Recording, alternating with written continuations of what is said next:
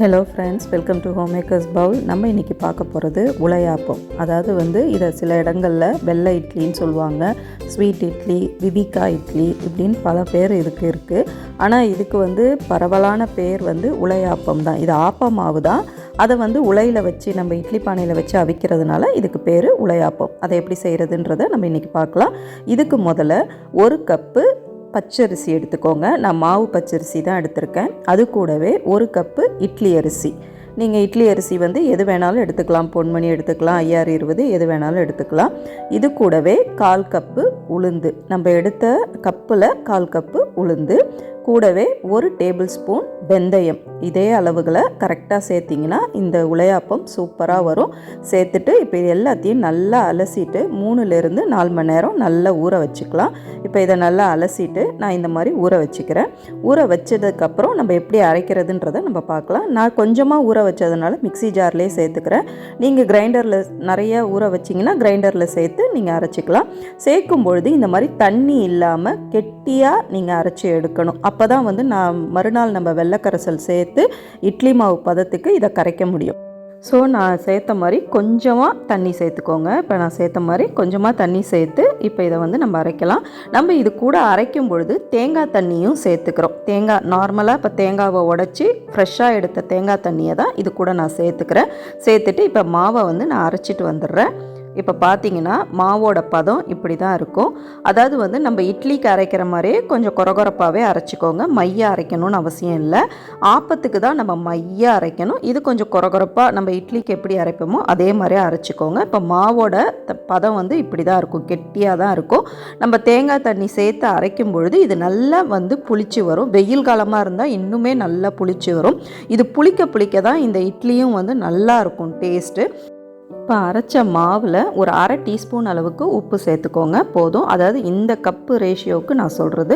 இப்போ நல்லா கலந்து விடுங்க. உப்புவோட கலந்து இதை நல்லா புளிக்க விடுங்க. நல்லா இப்போ நான் இப்போ மதியமாக ஊற வச்சு நைட்டுக்கு அரைச்சி வைக்கிறேன், காலையில் ஊற்ற போகிறேன். ஸோ இப்போ அந்த மாதிரி நல்லா கலந்து விட்டுட்டு இதை நம்ம மூடி போட்டு 6லேருந்து 8 மணி நேரம் நல்லா புளிக்க விட்டுறலாம்.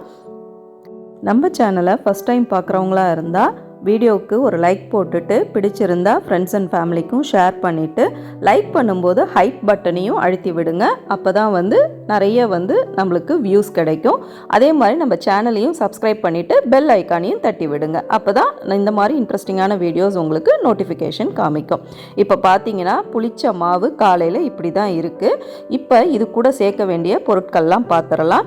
இது கூட இப்போ நான் 1/2 டீஸ்பூன் ஏலக்காய் தூள் சேர்த்துக்கிறேன். சேர்த்துட்டு இது கூடவே நம்ம தேங்காவும் பாசிப்பருப்பும் இதில் சேர்த்துக்க போகிறோம். தேங்காய் 1/2 கப் அளவுக்கு நான் துருவி வச்சுருக்கேன்.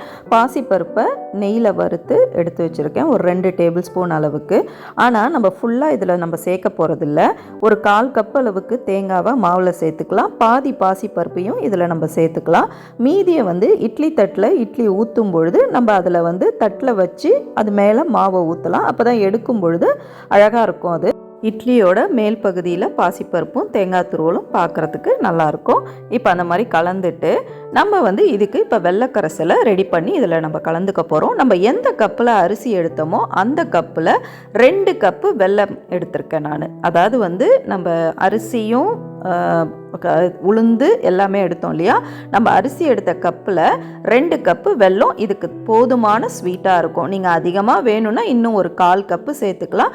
இந்த வெல்லத்தை நம்ம தண்ணியில் கரைச்சி அதுக்கப்புறம் ஃபில்டர் பண்ணி இதில் நம்ம சேர்த்துக்கலாம். இப்போ ஒரு பாத்திரத்தில் 2 கப்பு வெல்லத்தை நம்ம சேர்த்துடலாம். சேர்த்துட்டு வெல்லம் மூழ்கிற அளவுக்கு தண்ணி சேர்த்திங்கன்னா போதும். அது நிறைய நம்ம தண்ணி சேர்த்துட்டோம்னா அப்புறம் இட்லி தண்ணியாக ஆகிடும் மாவு. அதனால் அது மூழ்கிற அளவுக்கு தண்ணி சேர்த்துட்டு நல்லா கொதிக்க விடுங்க. வெல்லத்தை பாகு பதம்லாம் எதுவும் கிடையாது. வெல்லம் கரைஞ்சி வந்தால் போதும். நல்லா இது கரையட்டும். கரைஞ்சதுக்கப்புறம் நம்ம பார்க்கலாம். இந்த வெள்ளைக்கரைசல் சேர்க்கும் பொழுது நீங்கள் கவனிக்க வேண்டிய ஒன்று என்னென்னா, வெல்லத்தை நம்ம சூடாக அந்த கரைசலை சூடாக ஃபில்டர் பண்ணி மாவில் சேர்த்துடக்கூடாது. அப்படி சேர்த்துட்டிங்கன்னா மாவு வந்து நல்லா வெந்துடும், அப்புறம் நம்ம இட்லி ஊற்ற முடியாது. அதனால் நல்லா ஆறுனதுக்கப்புறம் நம்ம ஃபில்ட்ரு பண்ணி மாவில் சேர்த்துக்கலாம். இப்போ வெல்லம் வந்து நல்லா கரைஞ்சி வந்துடுச்சு, இது ஆறட்டும். ஆறுனதுக்கப்புறம் நம்ம மாவில் சேர்த்துக்கலாம். இப்போ வந்து நம்ம மாவை வந்து எப்படி ஊற்றுறதுன்றதை பார்க்கலாம். இட்லி தட்டில் நான் முன்னமே சொன்ன மாதிரி அந்த பாசிப்பருப்பையும் தேங்காய் துருவலையும் இந்த மாதிரி இட்லி தட்டில் நெய் தடவிட்டு இந்த மாதிரி வச்சுட்டேன். இப்போ வந்து இதில் நம்ம வெள்ளைக்கரைசலை சேர்த்துக்கலாம். நம்ம ஆறுனதுக்கப்புறம் தான் இப்போ நம்ம சேர்க்குறோம். ஃபஸ்ட்டு வந்து ஒரு 3/4 பாகம் அளவுக்கு சேர்த்துருங்க. சேர்த்துட்டு மாவை கரைச்சி பாருங்கள். மாவு வந்து கரெக்டாக இருந்ததுன்னா மீதி கரைசலை நிறுத்திக்கலாம். அது நம்மளுக்கு வந்து ஒன்றும் பிரச்சனை கிடையாது. அந்த கரைசலை வேறு எதுக்காவது நம்ம யூஸ் பண்ணிக்கலாம். இப்போ நான் பாருங்கள் அந்த மாதிரி சேர்த்து உங்களுக்கு காமிக்கிறேன். எனக்கு வந்து கரெக்டாகவே இருந்தது. நான் சொன்ன அளவுகள் கரெக்டாக இருந்தது. நம்ம சில டைம் செய்யும் பொழுது நம்மளும் சில மிஸ்டேக் பண்ணுவோம் இல்லையா? அந்த மாதிரி இருந்ததுன்னா நீங்கள் வந்து அந்த மாதிரி நிறுத்திக்கோங்க. அப்போ வந்து உங்களுக்கு ஈஸியாக இருக்கும். இல்லைனா மாவு தண்ணியாக ஆகிடும், இட்லியும் சப்பையாக வந்துடும் நமக்கு. சரிங்களா? இப்போ எனக்கு வந்து கரெக்டாக இருந்தது. இப்போ நான் மீதி கரைசலையும் சேர்த்து நல்லா வந்து கிளறிக்கிட்டேன். இந்த மாதிரி நல்லா கலந்துட்டு இப்போ வந்து நம்ம இட்லி தட்டில் மாவை வந்து ஊற்றிடலாம். இதுக்கு வந்து நான் ஆப்ப சோடாவே இப்போ நான் சேர்க்கலை. தேங்காய் தண்ணி ஊற்றி நம்ம புளிக்க வச்சதுனாலே நல்ல புளிப்பு ஏறி நல்லா புளிச்சு வந்திருந்தது. ஸோ அதனால் நான் ஆப்ப சோடா சேர்க்கலை. உங்களுக்கு விருப்பம் இருந்தால் கொஞ்சமாக ஒரு பிஞ்ச் ஆப்ப சோடா நீங்கள் சேர்த்துக்கலாம். இப்போ இட்லி தட்டில் இந்த மாதிரி நம்ம ஊற்றி எடுத்தோம்னா நம்ம உலையாப்பம் சூப்பராக ரெடி ஆகிடும். இது ரொம்பவே டேஸ்ட்டாக இருக்கும். நம்ம வெறுமனே சாப்பிட்றலாம். ஆனால் இதுக்கு வந்து ஒரு காரமாக ஒரு சட்னி வச்சு சாப்பிட்டிங்கன்னா கூட ரொம்பவே நல்லா இருக்கும். அதுவும் நீங்கள் ட்ரை பண்ணி பாருங்கள். நான் வந்து வீட்டில் வெங்காய தொக்கு செஞ்சுருந்தேன். அதை வச்சு சாப்பிடும்பொழுது இது டேஸ்ட்டாக ரொம்பவே நல்லா இருந்தது. இட்லி பானையை ஃபஸ்ட்டே வந்து நல்லா கொதிக்க விட்டுடுங்க தண்ணியை. அதுக்கப்புறம் நம்ம வந்து இட்லி தட்டை வச்சோம்னா 10 நிமிஷம் கரெக்டாக வந்து 10 நிமிஷம் இந்த இட்லி வேகிறதுக்கு டைம் எடுத்துக்கும். பாருங்கள், சூப்பரான உலையாப்பம் சூப்பராக ரெடி ஆகிடுச்சு. நீங்களும் ட்ரை பண்ணி பார்த்துட்டு எப்படி வந்ததுன்னு கமெண்ட் செக்ஷனில் சொல்லுங்கள். அடுத்த ரெசிபியில் சீக்கிரமே சந்திப்போம்.